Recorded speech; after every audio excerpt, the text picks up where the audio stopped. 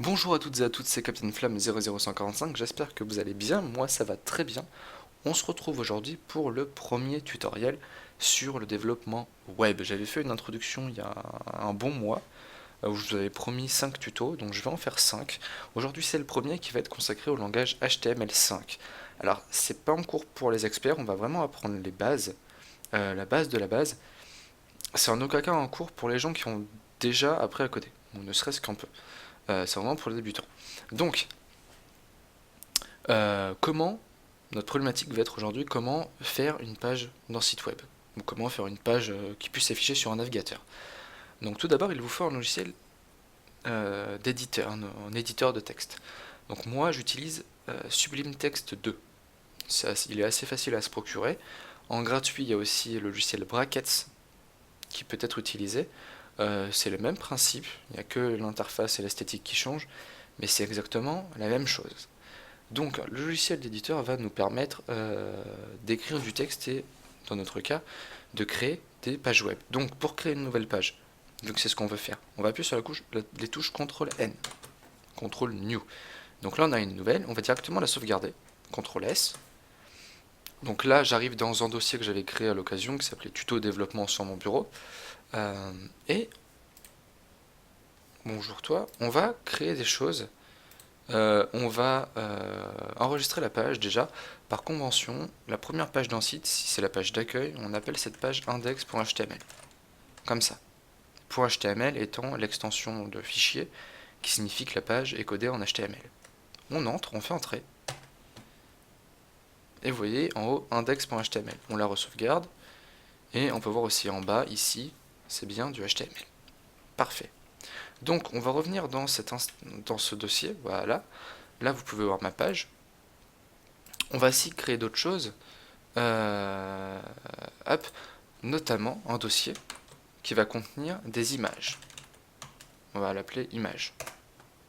Quel manque d'imagination. On va l'appeler image et on va y mettre des images. Alors les images, elles ont été à la Core-Base, on va les reprendre. Tac, restaurer. Tac, tac, il est où le dossier? Il est là. Bonjour toi. Images, elles sont là. Voilà, donc j'ai 3 images à l'intérieur avec 3 formats différents. C'est fait exprès. Hop, voilà. Notre page index et notre dossier image. On va aussi créer un dossier script qui ne nous servira pas aujourd'hui, mais on va quand même le créer, et un dossier style qui ne nous servira pas aujourd'hui, mais on le crée quand même. Vous comprendrez pourquoi dans les tutoriels à venir, parce que c'est très important sur un site de pouvoir se retrouver dans son architecture de dossier. Donc plus c'est organisé, mieux c'est, et plus vite on prend cette habitude, mieux c'est. Revenons sur notre éditeur de texte. Le langage HTML est un langage qui est balisé. Par ça, j'entends que il est régi et réglé par rapport à des balises qui ont été créées et qu'on ne peut pas modifier ni personnaliser. Ces balises, on va en voir quelques-unes tout de suite, sont contenues et ont un ordre logique et une valeur sémantique dont je vous parlerai plus tard dans la vidéo. Donc pour commencer à créer une page HTML, sur Sublime Text on a un raccourci, on écrit HTML, hop, je vais l'écrire en ligne 1 quand même, HTML, et on fait tab. Donc là on a pu voir apparaître nos premières balises. Donc par exemple la balise HTML, la balise head, la balise title, la balise body. Donc ici on peut voir une balise ouvrante, c'est chevron, le nom de la balise, chevron fermant. Et ici on a la balise HTML fermante, chevron, slash, HTML, chevron fermant. On ouvre une balise, on la ferme. Avec title, on peut le voir sur une seule ligne, ouverture de la balise, fermeture de la balise. Certaines balises sont des balises containers. Elles contiennent des choses, elles ont des enfants. La balise HTML a des enfants. Par exemple, head et body. Donc ces deux HTML a deux enfants, la balise head et la balise body. Au même titre, la balise head a un enfant qui est la balise title. La balise body, elle, n'a pas d'enfant. Voilà. Donc, on peut voir ici la balise title qui est contenue dans head. Head, c'est ce qui sert à renseigner l'entête de la page. Ça ne s'affiche pas, c'est ce qui va être ici. Non, absolument pas ici. Des choses qui vont être ici, ou là où il y a écrit Google en haut, là, avec le petit logo, ça va être des choses qui vont être ici. Donc nous on va changer ça, on va mettre ma page, non, ma première page. Et on sauvegarde. CTRL S, sauvegarde. Hop, alors il faut que je fasse... où est mon raccourci pour aller sur le bureau? Ici. Voilà. Donc là, ne vous inquiétez pas. J'ai peur de ne pas être où il faut. Je ne suis pas du tout où il faut. C'est pas grave. On va faire Open in Browser, ça va le faire. Hop. Voilà. Et... tadam. Voilà. Donc ici c'est normal, rien ne s'affiche. C'est normal, on n'a pas demandé à ce que ça s'affiche. Par contre, en haut à gauche, hop, j'utilise la loupe, c'est pour vous, c'est cadeau. Vous pouvez voir, il y a écrit ma première page. Ça veut dire que la page s'appelle ma première page. Voilà. Donc on a bien changé quelque chose. Notre fichier a bien une influence sur ce qu'on affiche. Dans la balise head, on va aussi créer la balise meta, qui est une balise spéciale avec l'attribut. Donc l'attribut, c'est ce qui est à l'intérieur, avec des espaces chart7 égale UTF8. Moi, je préfère l'écrire en majuscule. Ça veut dire que la page est codée en langage UTF8. En langage informatique, l'encodage des caractères l'encodage des caractères peut être différent d'un pays à un autre. Nous, on utilise majoritairement l'UTF-8. Il y a l'existence de l'UTF-14, l'UTF-32, et même l'UTF-8, lui, va changer en fonction d'où on est.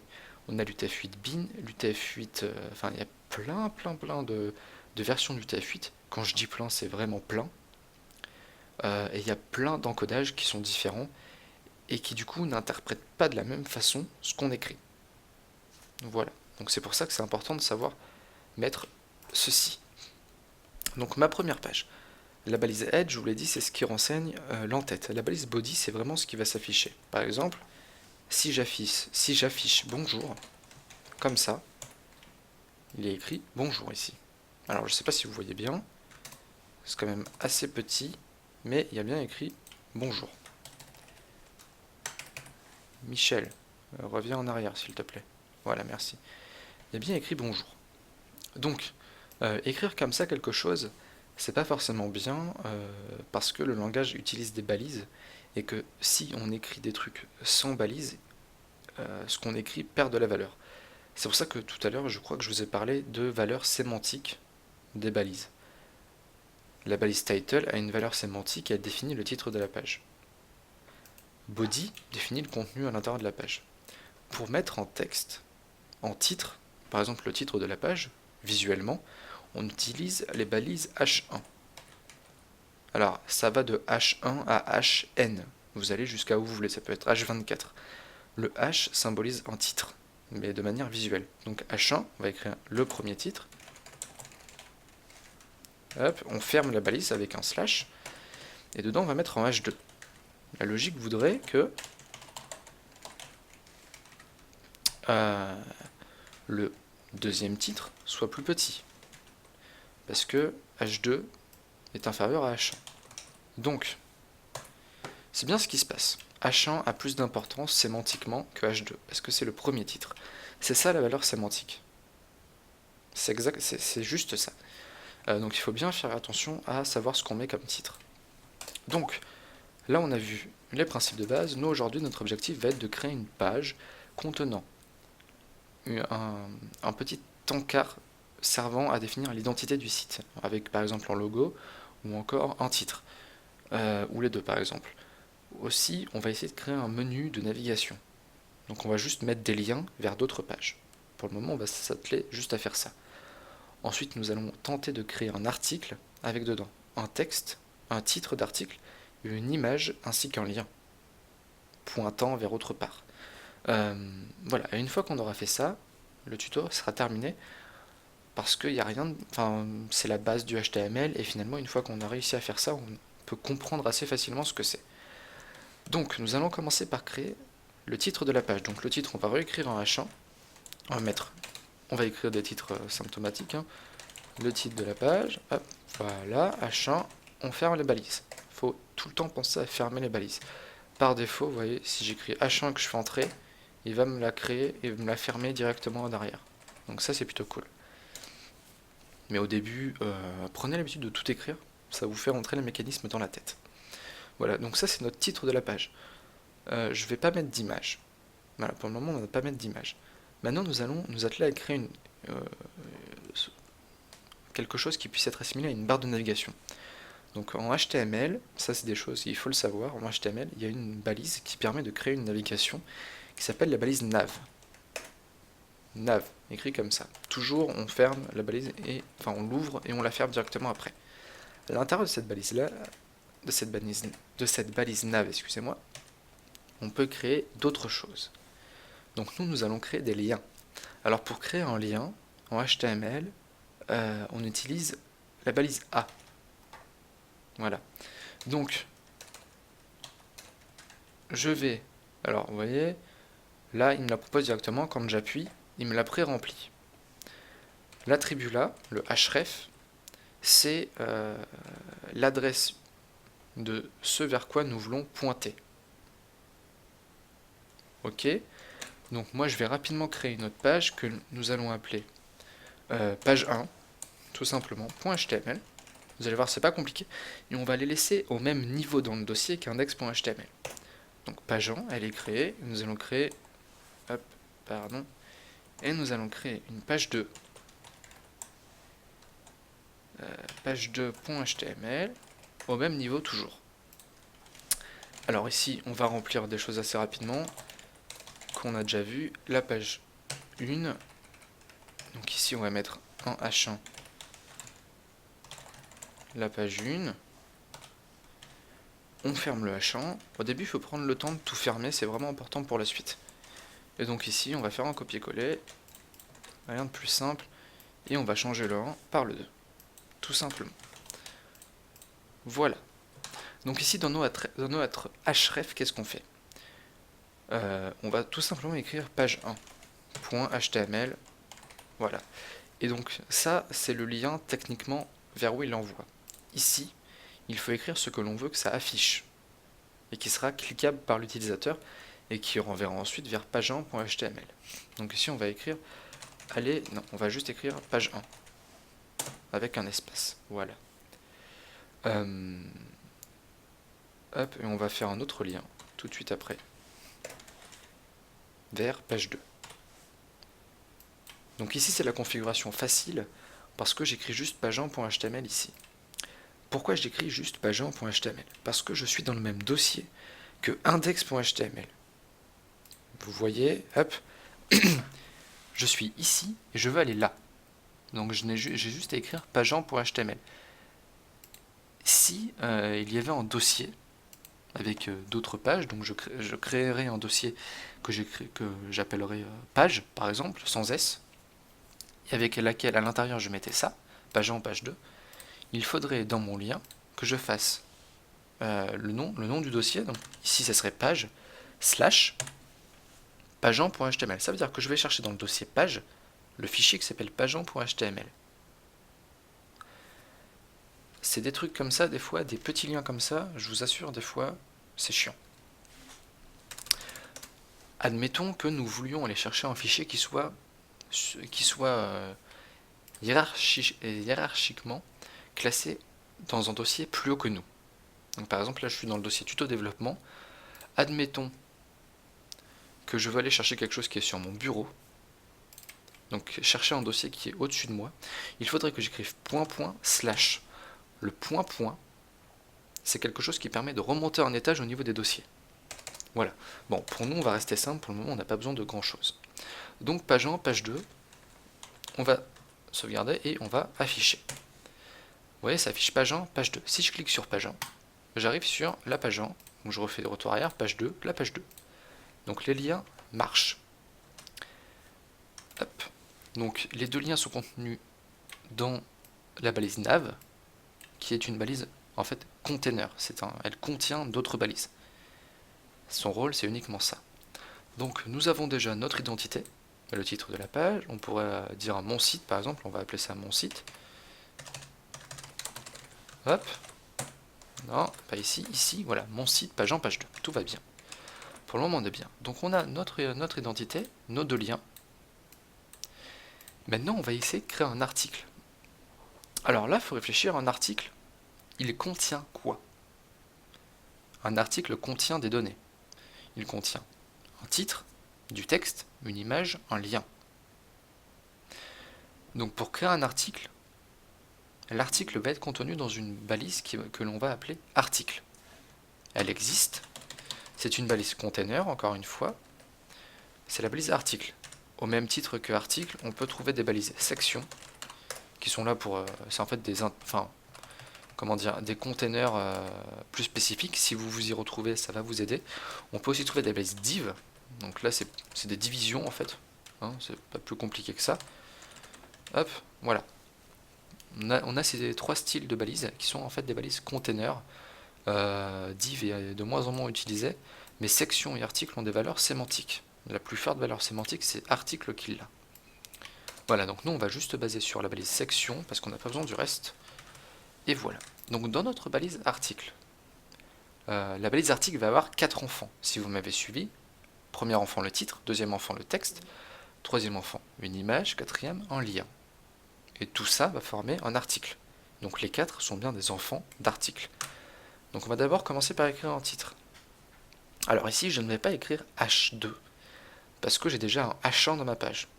Donc logiquement, en titre H1, il n'y en a qu'un dans un site. Un titre H2, enfin dans une page internet, il n'y a que un H1. On estime qu'il peut y avoir entre 1 et on va dire 1 et 3 H2 à peu près, mais pas plus. Les H3, vous pouvez en mettre un peu plus, et plus on descend, plus on peut en mettre. Voilà.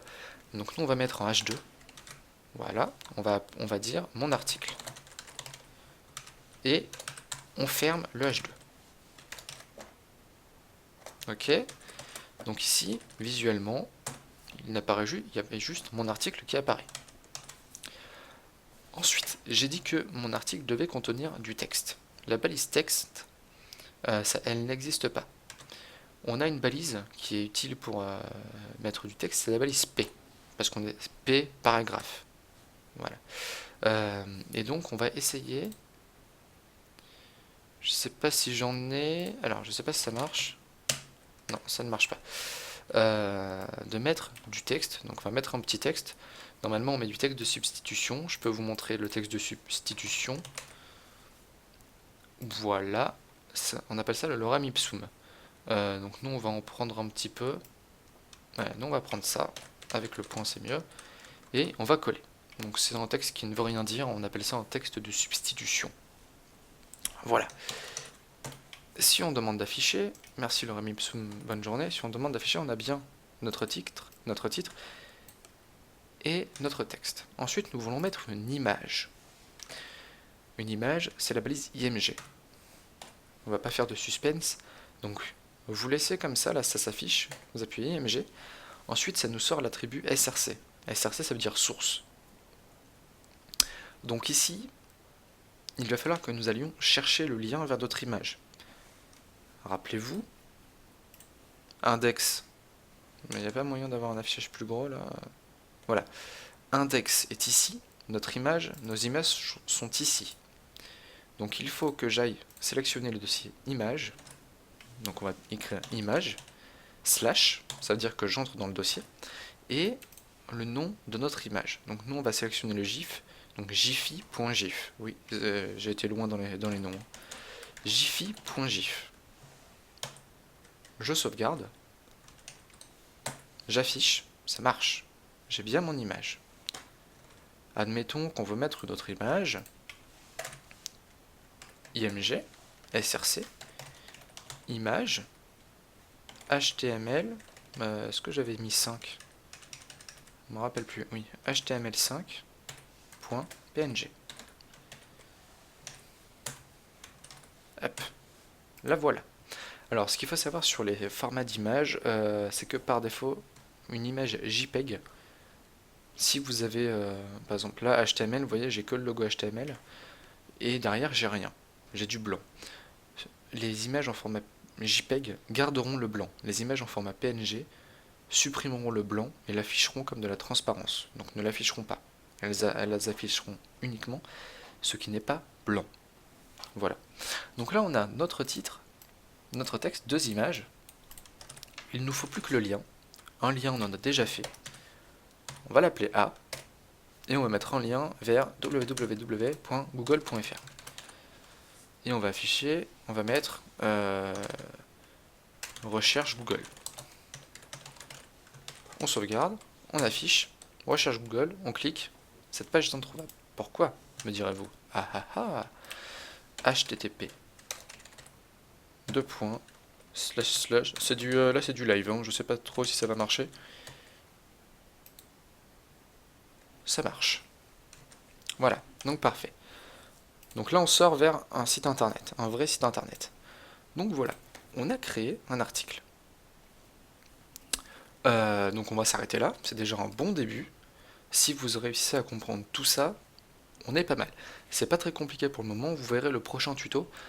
On va faire la transition entre l'HTML5 et le CSS. Le CSS, c'est le langage qui va nous permettre de styliser une page. Sauf que pour faire cette transition, il faut d'abord extrêmement bien comprendre l'HTML parce que ça va se compliquer un petit peu. On va rajouter des identifiants et des noms de classes aux différentes balises qu'on a créées pour qu'on puisse les sélectionner plus tard. Bon, pour le moment, on s'en fiche un peu. Donc, dans le prochain tuto, nous verrons l'HTML. Non, nous verrons la transition entre l'HTML5 et le CSS3. Les deux sont complémentaires et vont nous permettre de mettre en page notre page, tout bonnement. Voilà, donc j'espère que ce petit tutoriel vous aura plu. Si vous avez compris des choses, mettez-le moi en commentaire. Si vous n'avez rien compris, mettez-le moi en commentaire. Si vous avez des questions ou des idées de tutoriel, des idées de choses à savoir faire sur le développement web, dites-le moi en commentaire, ça peut être toujours intéressant. Et puis s'il y a des choses que je sais faire et que vous aimeriez savoir, peut-être que je peux essayer d'organiser un tutoriel. Par contre, il faudra me décrire votre niveau en développement web, si jamais il faut que je reprenne tout depuis le début, ou si vous avez déjà acquis certaines choses. Donc voilà, je vais mettre en description des liens vers des endroits où vous pourrez télécharger ces fichiers. Donc en l'occurrence, en fait tout mon dossier, tout le dossier tuto développement web, là tout ça, vous pourrez tout télécharger. Comme ça, vous pourrez vous entraîner chez vous à le refaire, ou à l'utiliser, à modifier des choses. Voilà. J'espère que ce tutoriel vous aura plu. N'hésitez pas... Ouais, pas du tout, c'est pas ça qu'il fallait faire. Voilà. N'hésitez pas à vous abonner à la chaîne YouTube. Ça fait toujours plaisir. Il va y avoir d'autres tutoriels qui vont être de plus en plus poussés. Donc n'hésitez pas à vous abonner à la chaîne si vous voulez en voir plus. Il y a aussi du gaming. Hein. Allez voir nos vidéos. Vous pouvez aussi nous retrouver sur Twitter, @crazygamersband. Vous pouvez aussi aller nous suivre indépendamment l'un de l'autre, hein. Donc soit sur le Twitter de Thibaut, soit sur le mien. N'hésitez pas à aller jeter aussi un coup d'œil à notre site, c'est vrai qu'il est assez inactif en ce moment, mais on pense à le rendre un peu plus actif. Donc nous sommes aussi présents sur Twitch, où on essaye de faire des streams généralement le week-end. Le samedi, généralement, il y a au moins un stream. Et puis voilà. J'espère que cela vous aura plu pour la 4e fois, et je vous dis à bientôt. Au revoir.